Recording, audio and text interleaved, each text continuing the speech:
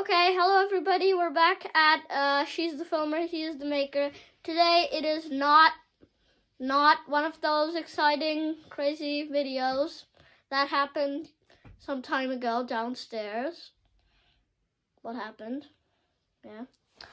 Okay, so this is a discussion video of some idea I thought of.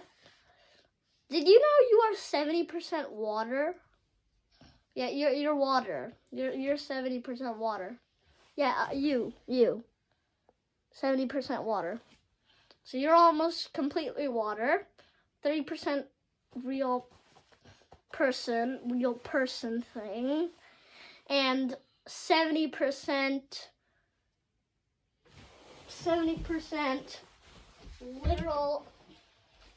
literal 70% water. That's what you are. 70% of you is this. So the Earth, if you didn't know, also is 70% water and 30% real stuff, which you can, a solid. So you are 30% like, I don't know, touchable things and 70% stuff which you sink in and don't like touch.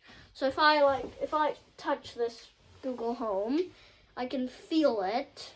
Or if I touch this pencil case, if I touch this,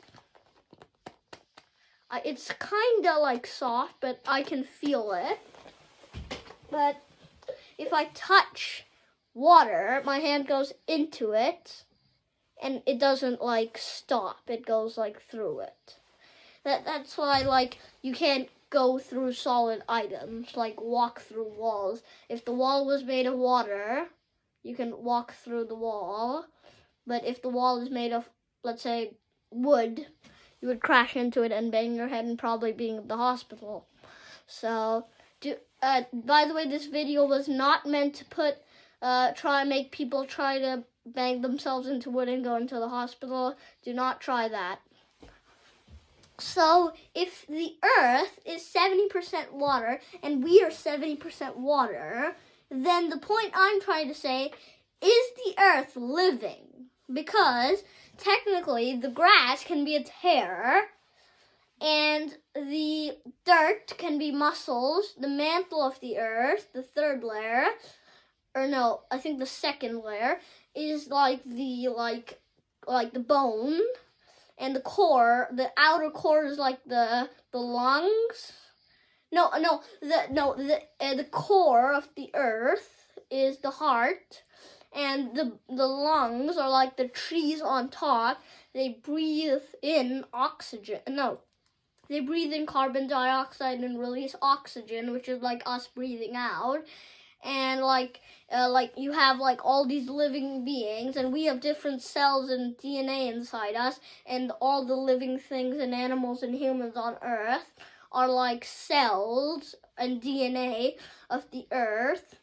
And like the brain of the Earth is like the brain is comprised of like different animals and habitat, and like biomes, like cold, like deserts, grasslands, rainforests, and flatland, and like different places. Biomes are like different parts of our body. So like the two poles are the the two kidneys, like the poles.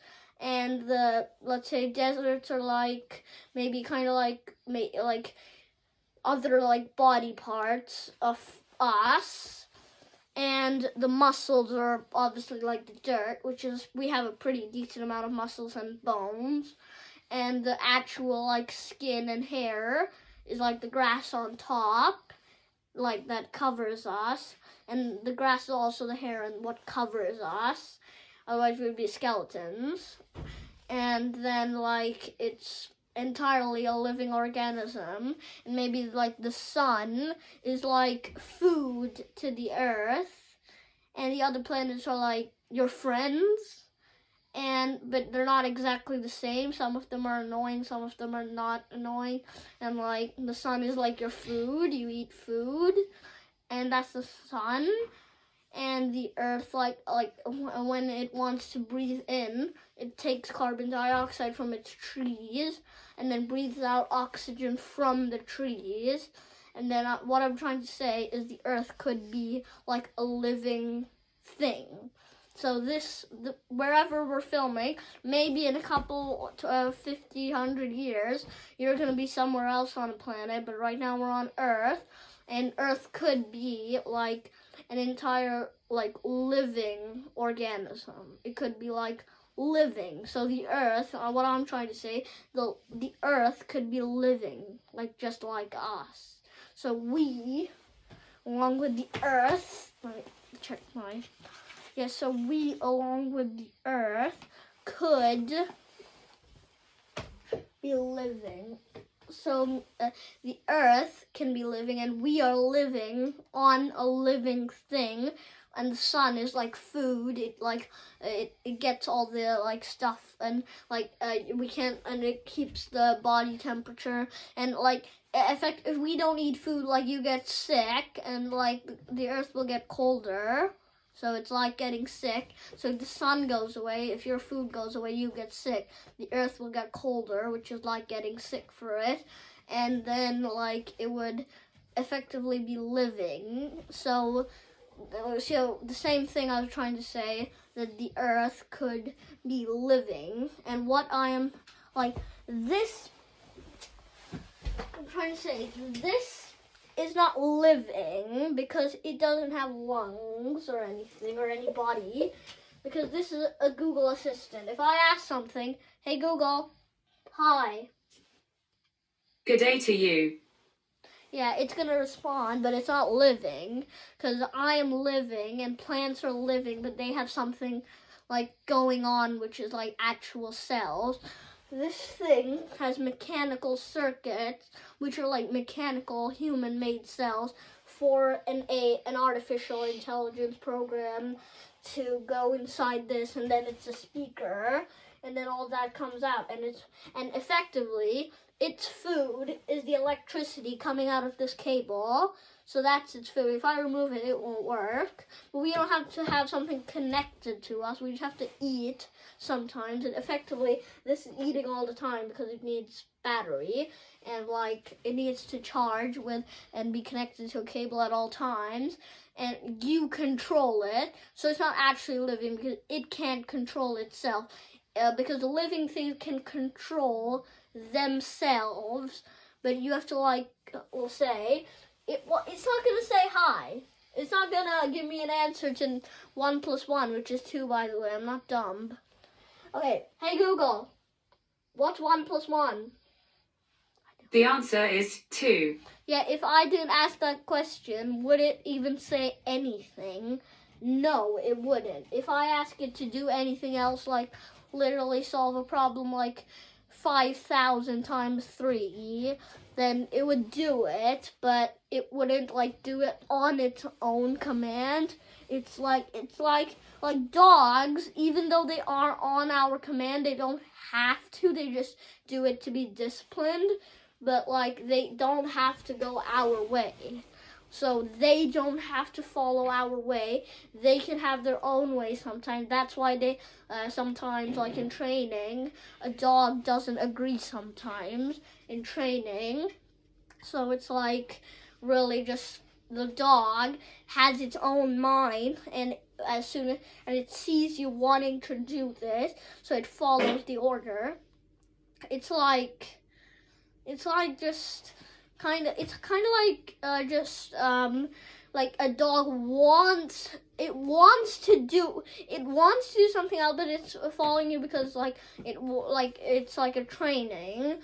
But if Google wanted to do something of its own and destroy our house and burn it down, it can't do that, even if it was a robot, which could have matches on its fingers and a burner and lighters on its fingers.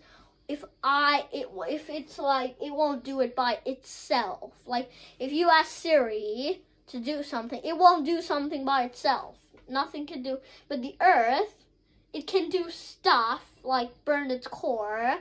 So the Earth, if it's like 70% to 30%, we're also 70. So we are an example. So the Earth is literally like, you've heard of Mother Nature.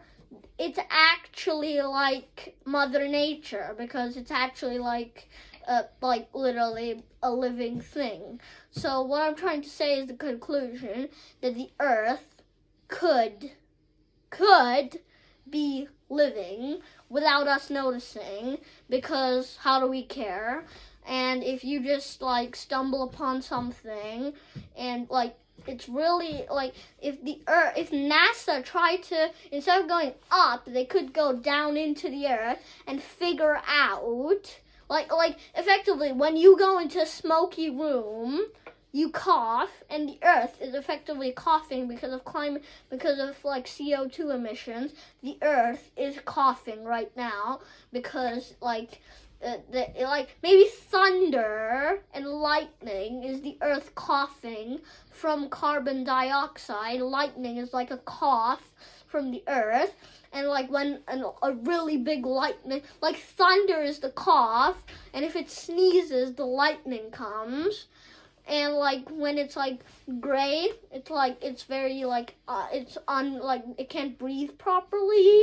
So that's how it like gets like you cough when you smoke, to get rid of that from you.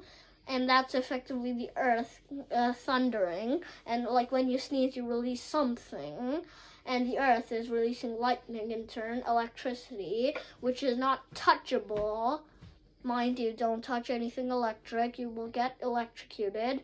But like if you touch it, it's not a solid like surface. You'll just get electrocuted and pass your hand through it. It's not solid. And when you sneeze, nothing solid comes out of you. It's like only liquid. Like lightning is electricity. You can put your hand through electricity, except you'll get just shocked.